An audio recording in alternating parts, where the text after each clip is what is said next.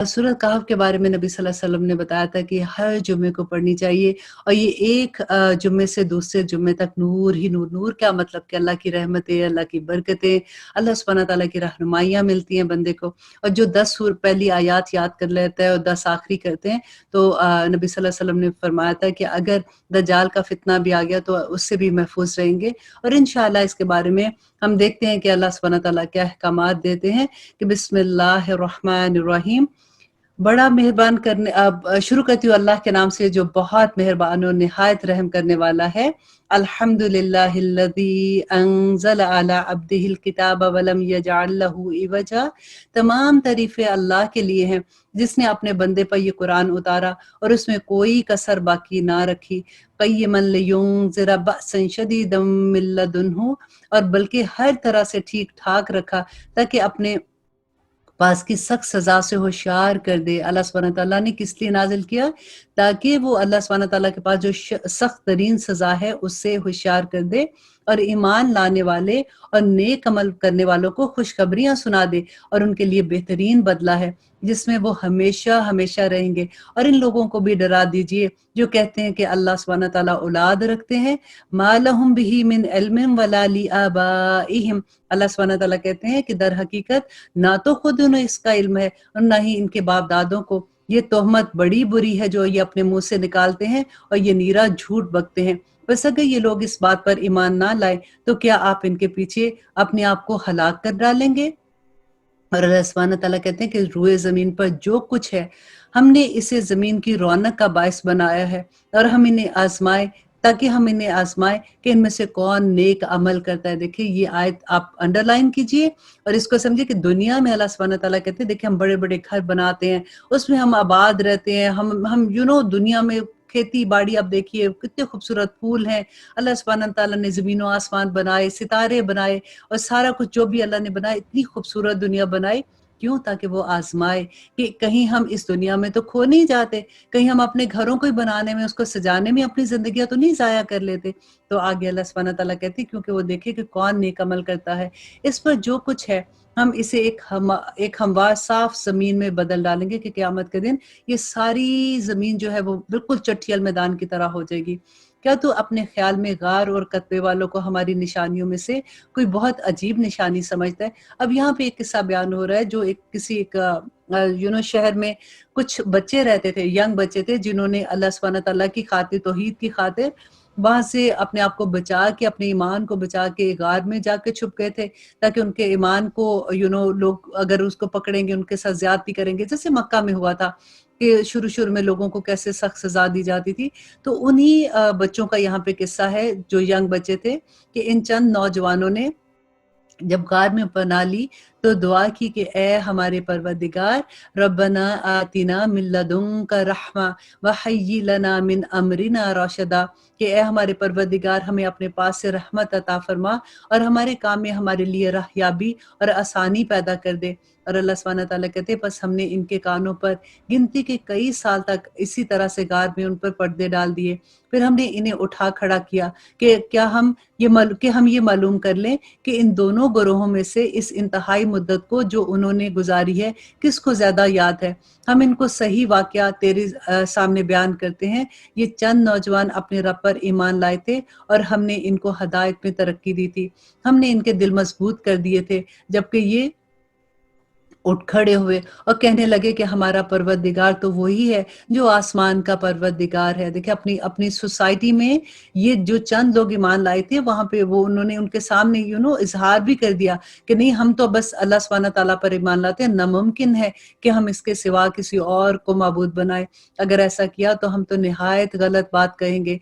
ये है हमारी कौम जिसने इसके सिवा और माबूद बना लिए। इनके खुदाई की ये कोई साफ दलील क्यों नहीं पेश करते जो अल्लाह पर झूठ बांधते हैं। जब तुम इनसे और अल्लाह के सिवा और इनके माबूदों से किनारा कश हो गए तो अब तुम किसी गार में जा बैठो। अब यहाँ पे उनकी बात हो रही है कि वो जो यंग बच्चे थे कि जब अल्लाह सुब्हानहू तआला कहते कि जबकि तुम इनसे और अल्लाह के सिवा इनके जो भी माबूद थे उनसे किनारा कश हो गए तो अल्लाह ने हुक्म दिया कि अब किसी गार में जा बैठो, तुम्हारा रब तुम पर अपनी रहमत फैला देगा तो तुम्हारे लिए तमाम कामों में सहूलत कर देगा।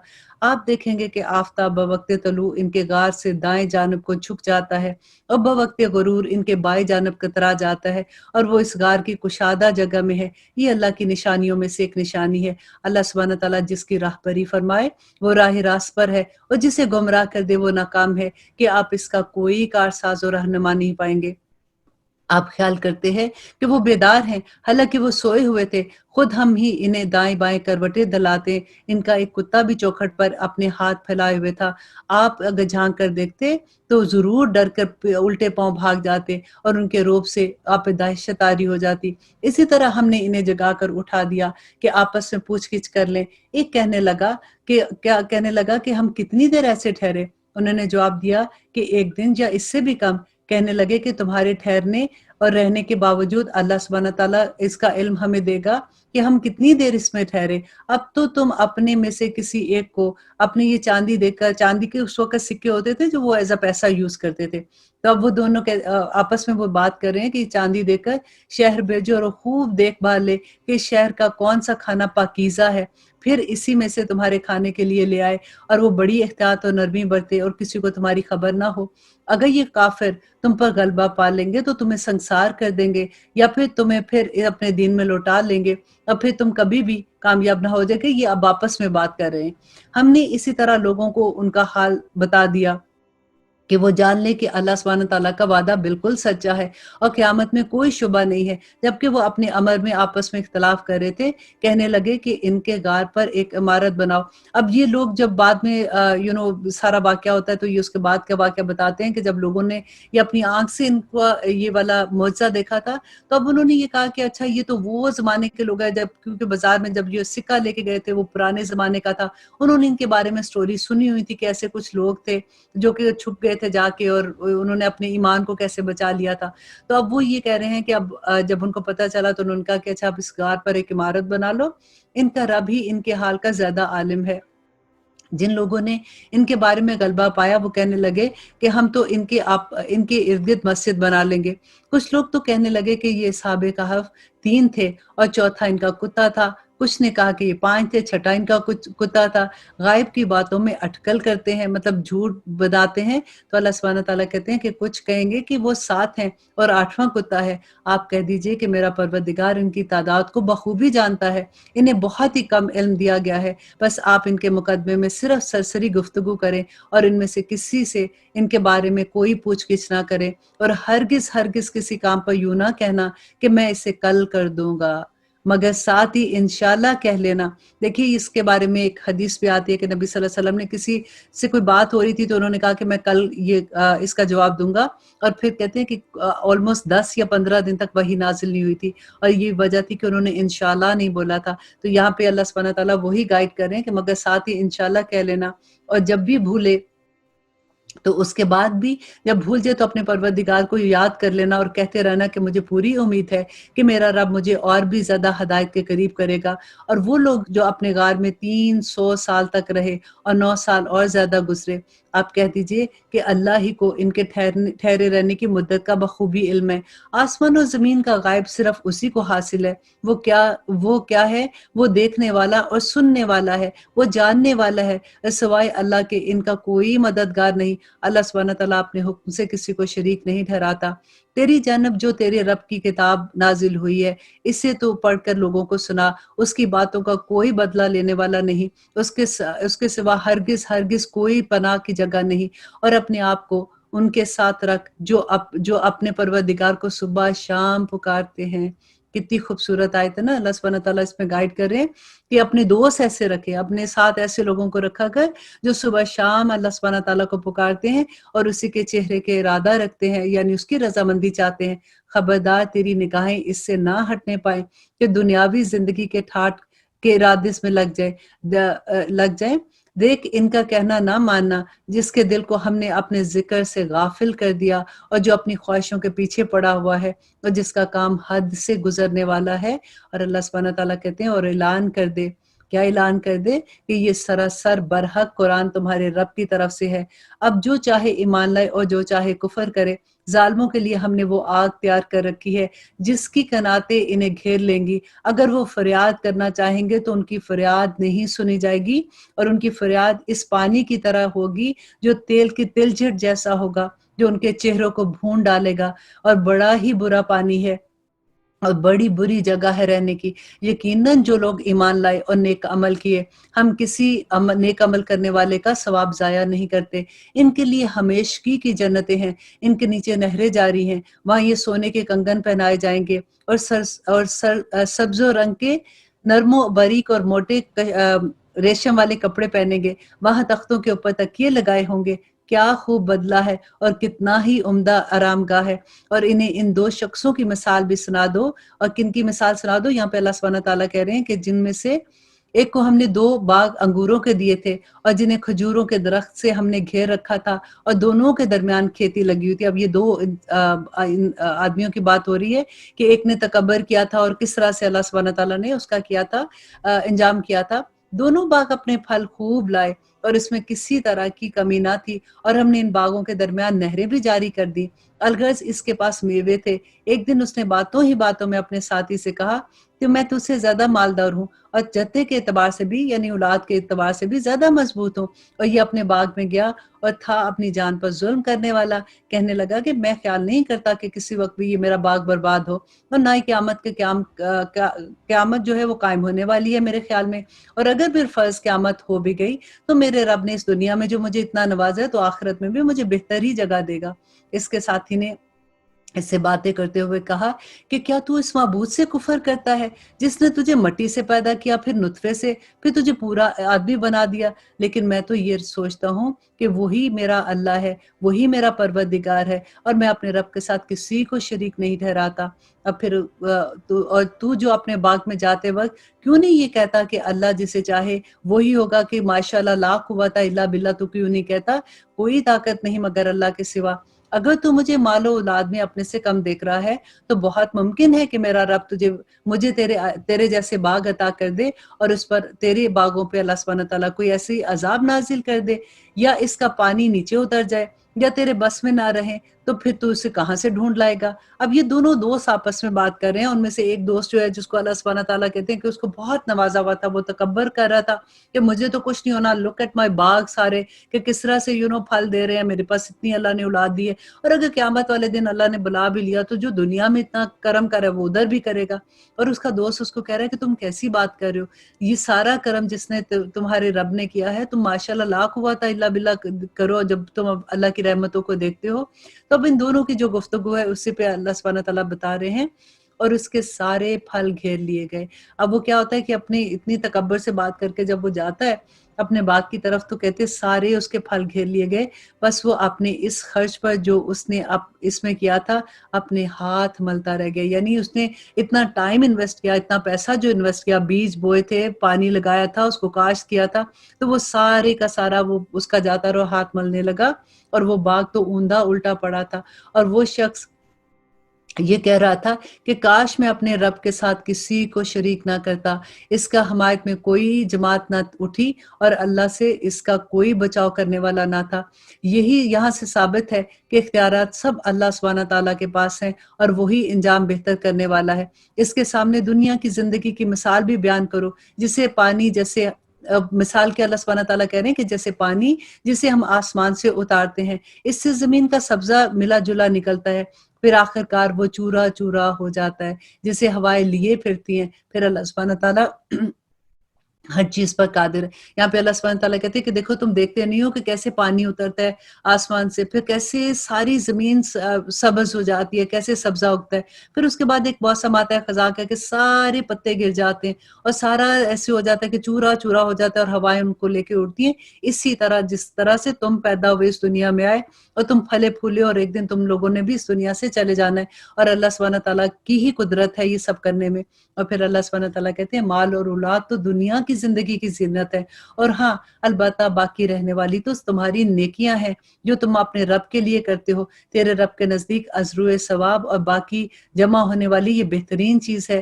اور جس دن ہم پہاڑ کو چلائیں گے اور زمین کو تو صاف کھلی ہوئی دیکھے گا اور تمام لوگوں کو ہم اٹھا کھڑا کریں گے اور کوئی اس دن باقی نہ رہے گا۔ اور اللہ سبحانہ تعالیٰ کہتے ہیں اور سب کے سب تیرے رب کے سامنے سب بستہ حاضر ہو جائیں گے۔ یقیناً تم ہمارے پاس اسی طرح ہوگے جس طرح ہم نے پہلی بار تم کو پیدا کیا، لیکن تم تو اس خیال میں رہے کہ ہم ہرگز تمہارے لیے کوئی وعدے کا وقت مقرر نہیں کیا اور نامہ اعمال سامنے رکھ دیا جائے گا۔ اب ذرا غور کیجئے اس آیت پہ کہ نامہ اعمال سامنے رکھ دیے جائیں گے، پس تو دیکھے گا کہ گناہگار اس کی تحریر سے خوف زدہ ہو رہے ہیں اور کہہ رہے ہوں گے کہ ہائے ہماری خرابی، یہ کیسی کتاب جس نے کوئی چھوٹا یا کوئی بڑا نہ چھوڑا، اور جو کچھ انہوں نے کیا تھا سب موجود پائیں گے، اور تیرا رب بڑا سخت رحم کرنے والا ہے اور تیرا رب کسی پر ظلم و ستم نہیں کرے گا۔ اور جب ہم نے فرشتوں کو حکم دیا کہ تم آدم کو سجدہ کرو تو ابلیس کے سوا سب نے سجدہ کیا، یہ جنوں میں سے تھا اور اس نے اپنے پروردگار کی نافرمانی کی۔ کیا پھر بھی تم اس بات پہ یقین کرتے ہو کہ اللہ سبحانہ تعالیٰ جو ہے اللہ سبحانہ تعالیٰ اس کی اولاد کو مجھے چھوڑ کر اپنا دوست بنا لے گا؟ اور جب ہم نے فرشتوں کو حکم دیا کہ تم آدم کو سجدہ کرو تو ابلیس کے سوا سب نے سجدہ کیا، یہ جنوں میں سے تھا۔ آپ کو پتہ ہے یہ ابلیس جو تھا یہ جنوں میں سے تھا اور اتنا عبادت گزار تھا، اتنا عبادت گزار تھا کہ یہ فرشتوں کی محفلوں میں بیٹھنا شروع ہو گیا تھا، اور اس کو اللہ سبحانہ تعالیٰ نے اتنا بلند مقام بھی دیا تھا۔ اس نے اپنے پروردگار کی نافرمانی کی، تو پھر کیا تم بھی ایسے کرو گے کہ اس کی اولادوں کو مجھے چھوڑ کر ان کو اپنا دوست بناؤ گے، حالانکہ تم سب کا دشمن ہے؟ ایسے ظالموں کا کیا ہی برا بدلہ ہے۔ اور میں نے انہیں آسمان اور زمین کی پیدائش کے وقت تو موجود نہیں رکھا تھا اور نہ ہی خود ان کی پیدائش کے وقت، اور میں گمراہ کرنے والوں کو اپنا دوست نہیں بناتا۔ اور جس دن وہ فرمائے گا کہ تمہارے خیال میں جو میرے شریک تھے انہیں پکارو، کون؟ اللہ کہے گا کہ اب پکارو ان کو، یہ پکاریں گے لیکن ان کی کوئی پکار نہیں سنی جائے گی، اور ہم ان کے درمیان ہلاکت کا سامان کر دیں گے۔ اور اللہ سبحانہ تعالیٰ کہتے ہیں اور گناہگار جہنم کو دیکھ کر سمجھیں گے کہ وہ اس میں جھونکے جانے والے ہیں، لیکن وہ اپنے آپ کو بچا نہیں سکیں گے۔ ہم نے اسی قرآن میں ہر طرح تمام کی تمام مثالیں لوگوں کے لیے بیان کر دی، لیکن انسان بہت جھگڑالو ہے۔ لوگوں کے پاس ہدایت آ چکنے کے بعد انہیں ایمان لانے اور اپنے رب سے استغفار کرنے سے صرف اسی چیز نے روکا کہ اگلے لوگوں کا سا معاملہ انہیں بھی پیش آئے یا ان کے سامنے کھلم کھلا عذاب موجود ہو جائے۔ ہم تو اپنے رسولوں کو صرف اس لیے بھیجتے ہیں کہ وہ خوشخبریاں سنا دے اور ڈرا دے۔ کافر لوگ باطل کے سہارے جھگڑتے ہیں اور چاہتے ہیں کہ اس سے حق کو لڑکھڑا دے۔ انہوں نے میری آیاتوں کو اور جس چیز سے ڈرایا جائے اس کا مذاق اڑا رکھا۔ اس سے بڑھ کر ظالم کون ہوگا جسے اس کے رب کی آیتوں سے نصیحت کی جائے اور وہ اسے منہ موڑ لے۔ اور اللہ سبحانہ تعالیٰ کہتے ہیں اور جو کچھ اس کے ہاتھ نے آگے بھیج رکھا اسے بھول جائے، بے شک ہم نے اس کے دل پر پردہ ڈال دیا اور وہ اسے نہ سمجھے اور ان کے کانوں میں گرانی ہے۔ گو تو انہیں ہدایت کی طرف بلائے لیکن یہ کبھی ہدایت نہیں پائیں گے۔ تیرے پروردگار بہت ہی بخشش کرنے والا اور مہربان ہے، اور اگر ان کے اعمال کی سزا میں پکڑے تو بے شک انہیں جلد ہی عذاب دے دے، بلکہ ان کے لیے ایک وعدے کی گھڑی مقرر ہے جس سے وہ سرکنے کے ہرگز جگہ نہ پائیں گے۔ یہ ہے وہ بستیاں جنہیں ہم نے ان کے مظالم کی بنا پر غارت کیا تھا۔ اب دیکھیے کہ یہاں پہ بھی اللہ سبحانہ تعالیٰ جو بتا رہے ہیں کہ بستیوں کے عذاب کی بات آ رہی ہے کہ کیوں کیا تھا کہ ان کے مظالم کی وجہ سے اللہ نے غارت کیا، اور ان کی تباہی کی بھی ہم نے ایک میعاد مقرر کر رکھی تھی۔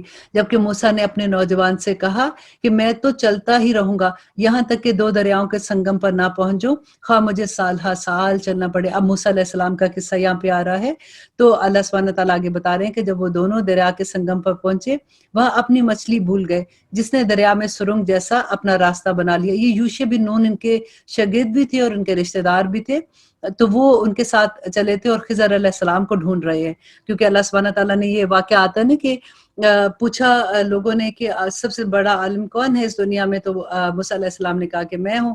تو اللہ سبحانہ تعالیٰ نے اس پہ کہا کہ موسیٰ اب تم جاؤ اور تم جا کے خضر علیہ السلام سے تم میرے ایک بندے کو ملو گے۔ وہ اب خضر علیہ السلام کو ملے اور جس کے پاس ان سے زیادہ علم تھا اللہ سبحانہ تعالیٰ ان کو سکھانا چاہتے تھے۔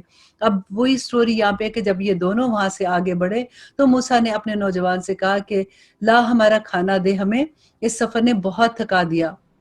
اس نے جواب دیا کہ کیا آپ نے دیکھا بھی جب ہم پتھر سے ٹیک لگا کر آرام کر رہے تھے وہاں میں مچھلی کو بھول گیا۔ دراصل شیطان نے مجھے بھلا دیا کہ میں آپ سے اس کا ذکر کروں، اور اس مچھلی نے ایک انوکھے طور پر دریا میں اپنا راستہ بنا لیا۔ موسیٰ نے کہا کہ یہی تھا جس کی تلاش میں ہم تھے، چنانچہ وہاں سے اپنے قدموں کے نشان ڈھونڈتے ہوئے واپس لوٹے۔ یہ ان کے پاس ایک نشانی تھی کہ مچھلی جس جگہ پہ سمندر میں اپنا راستہ بنائے گی تو وہاں پہ ان کو خضر علیہ السلام ملیں گے۔ تو وہی بات یہاں پہ کہہ رہے ہیں، تو وہ پھر واپس اپنے قدموں کے نشان سے واپس لوٹے۔ بس ہمارے بندوں میں سے ایک بندے کو پایا جسے ہم نے اپنے پاس کی خاص رحمت عطا کر رکھی تھی اور اسے اپنے پاس سے خاص علم نوازا تھا۔ یہ خضر علیہ السلام کی بات ہو رہی ہے۔ اس سے موسیٰ نے کہا کہ میں آپ کی تابع داری کروں کہ آپ مجھے ایک نیک علم کو سکھا دیں جو آپ نے سیکھا ہے۔ اس نے کہا کہ آپ میرے ساتھ ہرگز صبر نہیں کر سکتے۔ دیکھیں علم سیکھنے کے لیے صبر کی کتنی ضرورت ہے، اور جس چیز کو آپ نے اپنے علم میں نہ لیا ہو اس پر تو صبر کرنا بہت مشکل ہے۔ مینس کہ یہ علم اگر آپ کے پاس ہے ہی نہیں ہے تو تم غائب کا علم جب دیکھو گے تو تم کیسے صبر کرو گے؟ موسیٰ نے جواب دیا کہ انشاءاللہ آپ مجھے صبر کرنے والا پائیں گے اور کسی بات میں میں آپ کی نافرمانی نہیں کروں گا۔ اس نے کہا اچھا، اگر آپ میرے ساتھ ہی چلنے پر اصرار کرتے ہیں تو یاد رکھیے کہ کسی چیز کی نسبت مجھ سے کچھ پوچھیے گا نہیں جب تک کہ میں خود اس کی نسبت آپ سے تذکرہ نہ کر دوں۔ انہوں نے موسیٰ علیہ السلام نے کہا کہ ٹھیک ہے، اور پھر وہ دونوں چلے یہاں تک کہ کشتی میں سوار ہوئے تو اس نے کشتی کے تختے توڑ دیے۔ موسیٰ نے کہا کیا آپ اسے توڑ رہے ہیں تاکہ کشتی والوں کو ڈبو دیں؟ یہ تو آپ نے بڑی خطرناک بات کی۔ اس کے جواب میں انہوں نے کہا کہ میں نے تو پہلے ہی تجھ سے کہہ دیا تھا کہ تو میرے ساتھ ہرگز صبر نہیں کر سکے گا۔ موسیٰ علیہ السلام نے جواب دیا کہ میری بھول ہو گئی، مجھے نہ پکڑیے، اس پر مجھے اپنے کام میں تنگی میں نہ ڈالیے۔ پھر دونوں چلے یہاں تک کہ ایک لڑکے کو پایا، انہوں نے مار دیا جو خضر علیہ السلام تھے۔ موسیٰ نے کہا کہ کیا آپ نے ایک پاک جان کو بغیر کسی جان کے مار دیا؟ بے شک آپ نے تو یہ بہت ہی برا کیا۔ پھر دوبارہ سے موسیٰ علیہ السلام سے اب صبر نہیں ہو رہا نا، کیونکہ موسیٰ علیہ السلام تو نبی تھے، ان کے دل میں وہ چیز تھی کہ یہ غلط کام دیکھ کے تو وہ چپ نہیں رہ رہے تھے۔ اب خضر علیہ السلام کا علم بالکل فرق تھا۔ شروع سے پڑھتے آئے ہیں کہ وَلَا تَزِرُ وَازِرَةٌ وِزْرَ أُخْرَى، کہ قیامت کے دن کوئی کسی اور کا بوجھ نہیں اٹھائے گا۔ لیکن سورۃ نحل کی آیت نمبر 25 میں اللہ سبحانہ تعالیٰ فرماتے ہیں کہ وہ اٹھائیں اپنے بوجھ پورے کے پورے اور ان لوگوں کے بھی جن کو وہ گمراہ کر رہے تھے۔ اللہ اکبر۔ اب دیکھیں ہم تو یہی سوچتے رہتے تھے نا کہ جس نے گناہ کیا اس کو اپنا بوجھ اٹھانا پڑے گا۔ یہاں پہ اللہ سبحانہ تعالیٰ فرما رہے ہیں کہ جو ہماری وجہ سے فتنے میں آیا، جس نے ہماری وجہ سے کوئی برائی کی، جس نے ہماری وجہ سے کوئی غلط کام کیا، اس کا بوجھ بھی، اس کا گناہ بھی قیامت کے دن ہمارے اوپر ہوگا۔ اللہ اکبر۔